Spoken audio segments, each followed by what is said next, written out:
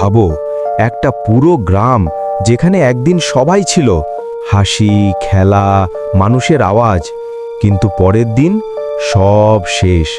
না কোনো dead body, না কোনো স্ট্রাগলের চিহ্ন, শুধু ফাঁকা বাড়ি। এইটা হলো কুলধারা, ইন্ডিয়ার সবচেয়ে ভয়ঙ্কর অ্যাবান্ডান্ড ভিলেজ।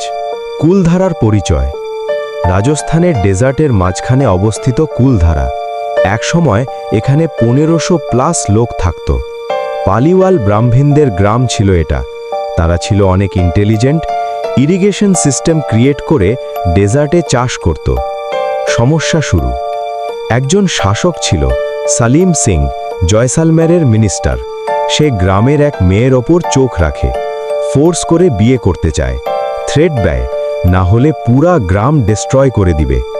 সেই ভয়ঙ্কর রাতে, এক রাতে কুলধারা সহ 80+ গ্রামের লোকজন একসাথে ডিসাইড নেয় তারা গ্রাম ছেড়ে চলে যাবে, কিন্তু চুপচাপ, কোনো ট্রেস ছাড়া।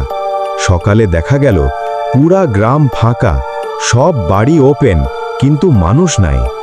শ্রাপ বা কার্স। যাওয়ার আগে তারা একটা শ্রাপ দিয়ে যায়, যে কেউ এখানে থাকার চেষ্টা করবে তার ওপর বিপদ নেমে আসবে। আজও কেউ পার্মানেন্ট থাকতে পারে না এখানে। আজকের কুলধারা। আজ কুলধারা একটা ট্যুরিস্ট স্পট। রাতে প্যারানর্মাল অ্যাক্টিভিটি রিপোর্ট হয়। লোকজন বলে আওয়াজ, ছায়া দেখা যায়। ঘোস্ট হ্যান্টার্সও এক্সপ্লোর করতে আসে।